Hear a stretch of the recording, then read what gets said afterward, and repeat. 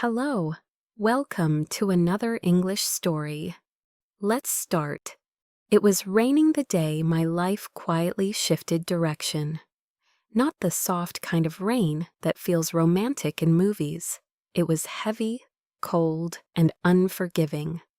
The kind that soaks through your jacket and reminds you how fragile your situation really is.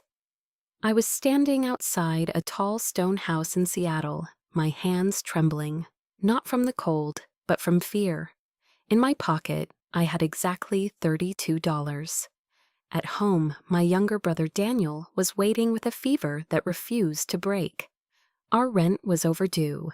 The electricity bill sat unpaid on the kitchen table. I looked up at the iron gate and whispered, "Please, just this once." A small brass sign beside the gate read, "House assistant needed, immediate start." It felt like the universe was testing me. I pushed the gate open. The house beyond it was enormous, elegant, silent. The kind of silence that doesn't feel peaceful, only lonely. I knocked. A few seconds later, the door opened. A man stood there, tall, sharply dressed, but with eyes that looked like they hadn't rested in years. "Yes," he said. I came about the job." He studied me for a moment too long. Then he stepped aside. "Be here tomorrow at 7. If you're late, don't come back." The door closed, and I stood there in the rain, whispering, "Thank you." His name was Adrian Cole, CEO investor, powerful, feared. That's what the staff in town said. But inside that house, he was just a man who never smiled. I started the next morning before sunrise, cleaning marble floors, organizing shelves, preparing black coffee exactly at 8:15. The house had high ceilings and expensive art, but no warmth, no music, no laughter, just footsteps echoing down long hallways. At breakfast, I placed his coffee in front of him. "Sugar?" I asked softly. "No." He didn't look up. Days passed like that. Until one evening, while dusting the library, I noticed a picture frame lying face down. I picked it up. A woman, a little girl, both smiling. When he walked in and saw it in my hands, something changed in his face. "Put that down," he said quietly. There was no anger, only pain. 2 nights later, he surprised me. "Her name was Claire," he said suddenly, while staring at the fireplace. I froze. "My wife, and my daughter, Lily."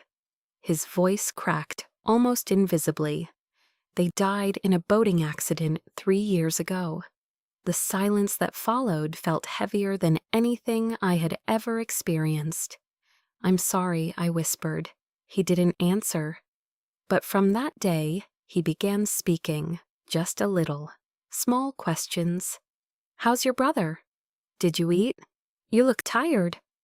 Each word felt like a crack in a wall he had built around himself. Then came Victor Hale, Adrian's business partner, too charming, too smooth, always smiling. "Adrian, you worry too much," Victor would say, patting his shoulder. But his eyes never matched his smile. One afternoon, while organizing paperwork in the study, I overheard them arguing. "You signed it already," Victor insisted. "I said I'd review it," Adrian replied sharply. There was tension in the air. Something wasn't right. A week later, the police arrived. They asked Adrian about financial transfers, millions missing from company accounts. I watched from the staircase as his expression shifted from confusion to disbelief. "This is impossible," he said. But there were documents, signed documents, with his signature. Victor stood beside him, pretending to be shocked. "I had no idea," he said smoothly. And in that moment, I knew. He was lying. I found the first clue by accident, a folder Victor had left behind. Inside were duplicate contracts, one signed digitally. The timestamps didn't match, the signatures were copied. My hands shook. I could ignore it, keep my job, protect my brother. Or I could step into something dangerous. That night, I didn't sleep. At dawn, I made my decision. I followed Victor. It wasn't brave, it was terrifying. He drove to a private storage building near the docks. Through a cracked door, I saw him shredding documents. I recorded everything. But when I turned to leave, my foot hit a metal can. The noise echoed. He turned. "Who's there?" I ran.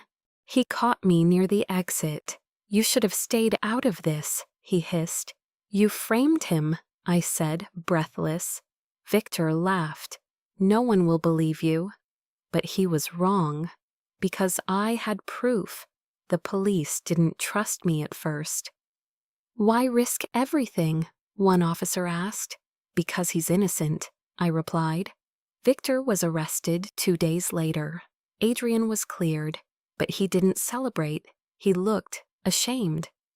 "Why?" he asked me quietly one evening. "You could have walked away." I looked at him.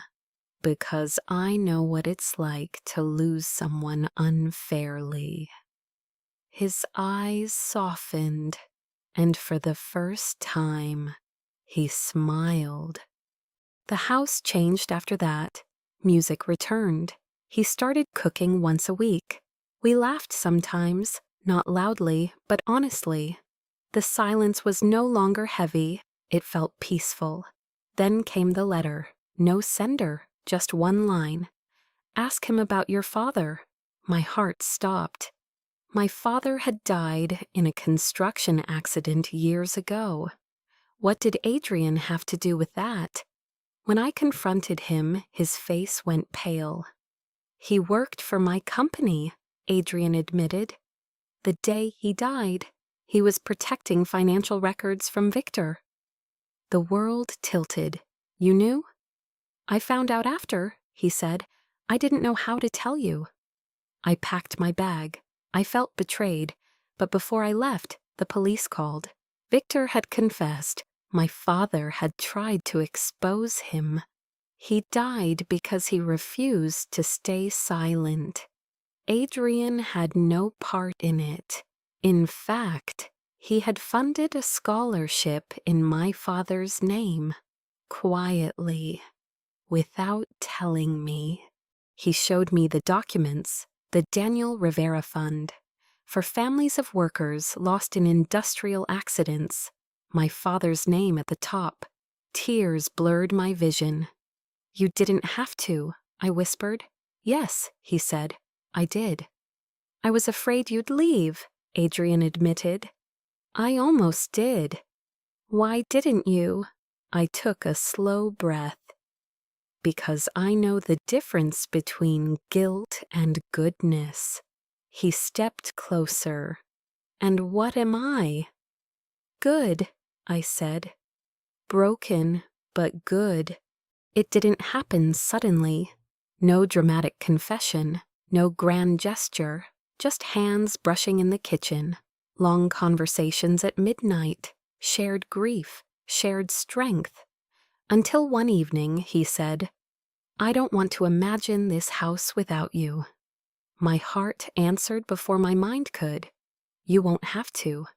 We visited my father's grave together. Adrian stood quietly beside me. "I owe him," he said. "No," I replied. "You honor him." For the first time, I didn't feel anger, only peace. Months later, I no longer worked as a house assistant. I managed community programs through the foundation. Adrian trusted me with decisions, but more importantly, He trusted himself again. We both lost people we loved. We both carried guilt that wasn't ours. And we both learned something simple. Truth doesn't always win immediately, but it wins eventually. That house in Seattle no longer feels cold. It feels lived in. He still has quiet moments. I still have scars. But we don't hide from them anymore. Sometimes love doesn't arrive loudly. Sometimes it grows beneath silent walls, slow, unexpected, unbreakable. And this time, we're not afraid of it. Now it's your turn. Play this video again. Pause after each sentence. Repeat it like a shadow. Practice every day. Thank you for learning with me. Don't forget to like, comment, and subscribe for more stories and shadowing practice. See you next time.